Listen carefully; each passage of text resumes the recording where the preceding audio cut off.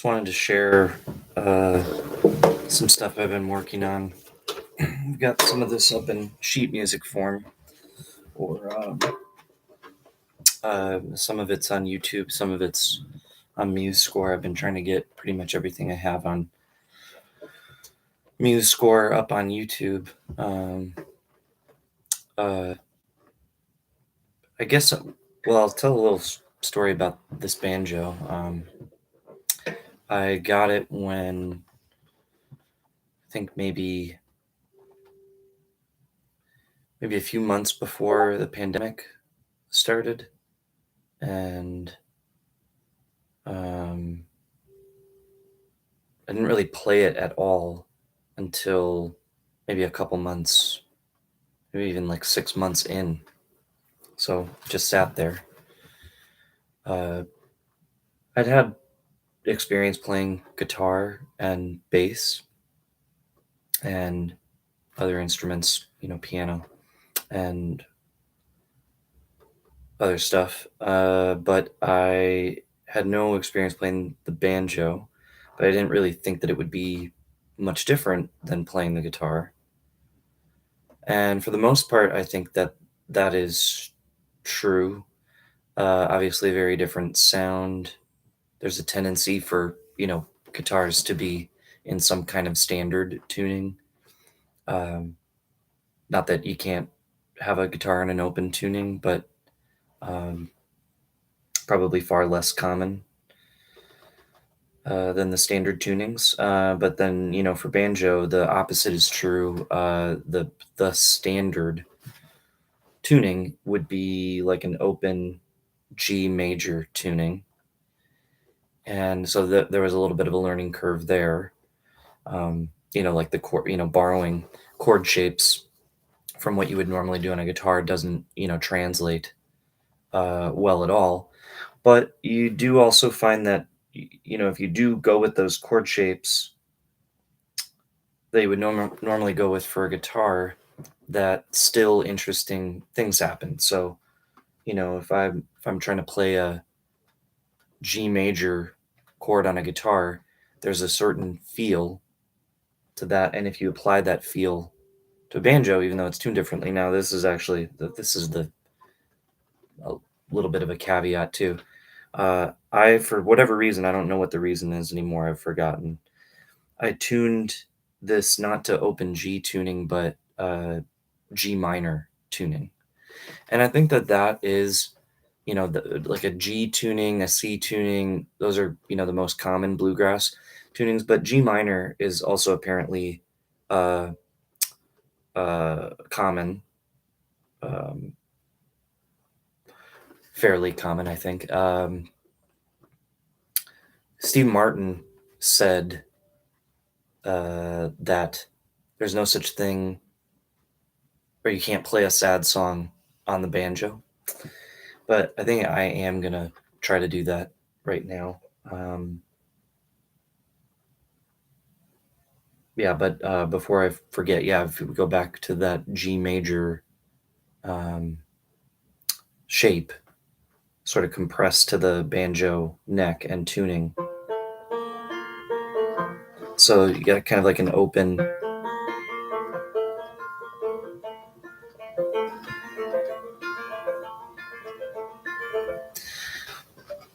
For anybody familiar with like Midwest emo, as it's so called, the kind of, math rock type, shoegazy type thing, um, become seems like it's become quite popular, or like a little sort of an idea that people talk about, a like a concept about a sound or a type of music. Um, you can get a lot of those really great sounds out of the banjo, and I think that maybe a tie-in for that would be, well, Modest Mouse has used the banjo from time to time, and also their music gets characterized, even though they're not from the Midwest, and they certainly don't make music that would normally get classified as emo. They do have, a bit of a hard rock edge to some of their music. Um, Sorry if I seem again low energy. I have COVID. Um, it's been like 5 days, so I'm not feeling the greatest. I'm starting to feel a lot better, but still just feel kind of run down and a lot of stress from a lot of different stuff going on. Uh, but anyway, I'll just shut up and play the banjo.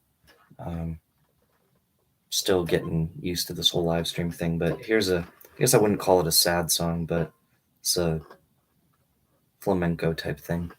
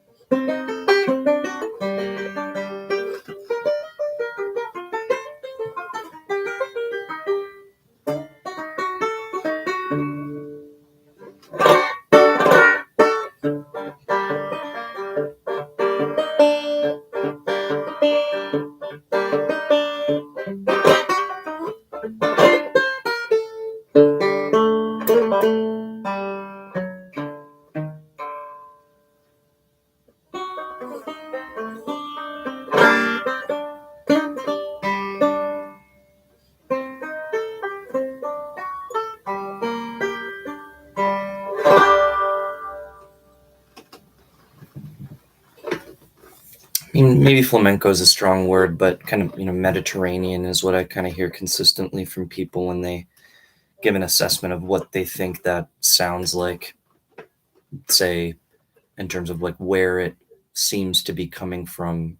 Uh, as a place in the world or a place in the past, real or imagined, that seems to evoke. And so there may be like a little bit of a Greek or um, Sicilian type thing. But after all, I mean, flamenco's sources are varied. There's a bit of the music, gypsy, other Roma type music, uh, Arabic music, North African music, Spanish classical musical traditions, all kind of coming together to make up flamenco. And so this has some identifiable things like say the Andalusian cadence is this part.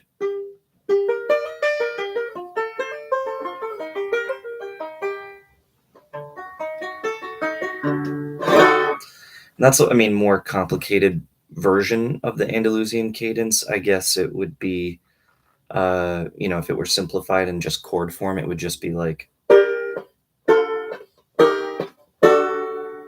so like a G minor, F major, E flat major, D major. Yeah. Now I slightly modified it to have some decoration or an arpeggiation. So here this is I think this is actually like an E flat major, which comes up later in the progression. So it oscillates between G minor and E flat major.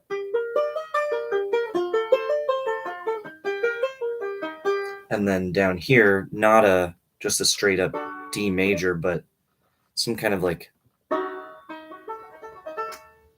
kind of a diminished chord. Let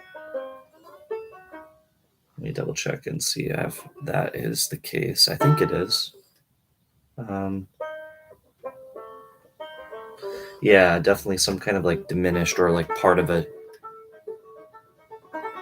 dominant chord. I mean, and that's one way you can think of diminished chords anyway, is functioning like a dominant chord, which means it's unstable and um, needs to be resolved. And so that's one thing that is a little bit interesting about this use of the Andalusian cadence is instead of resolving, very, very with finality on that D major, there's a little bit of a. So let's see what that actually is. This is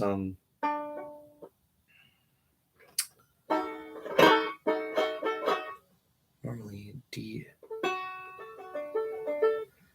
F sharp, A, D sharp. It's like an E flat diminished. Yeah.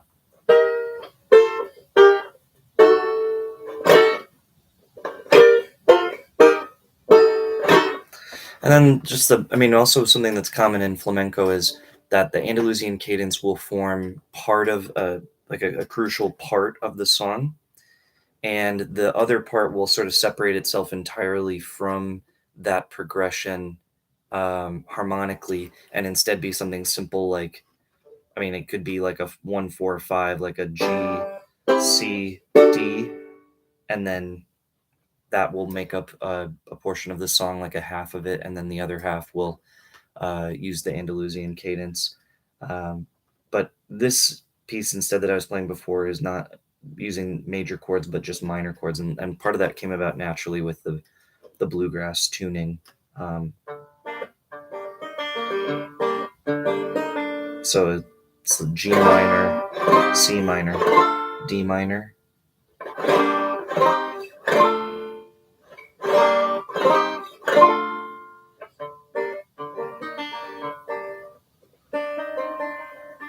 And this, it's got a little smoky flavor, and then the melisma.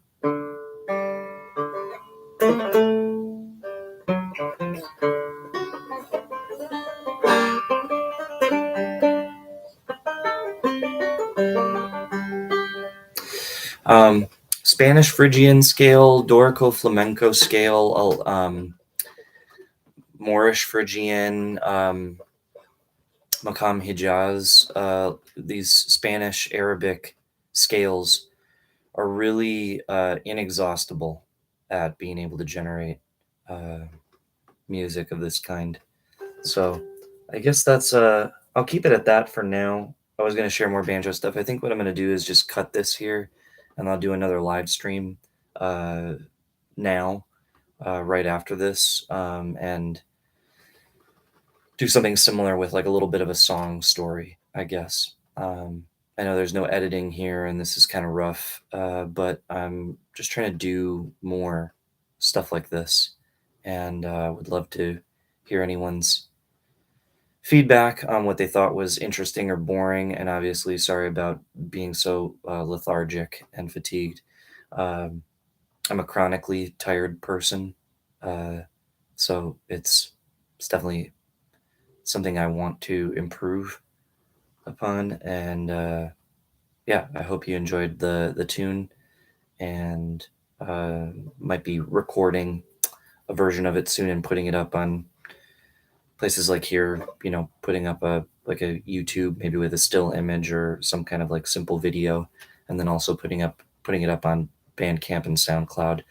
Uh, if you want to learn more about what I'm doing as a composer, musician, performer, etc., take a look at my link tree. I think it's somewhere in the channel description for Unfinished Business. But I'll leave it at that.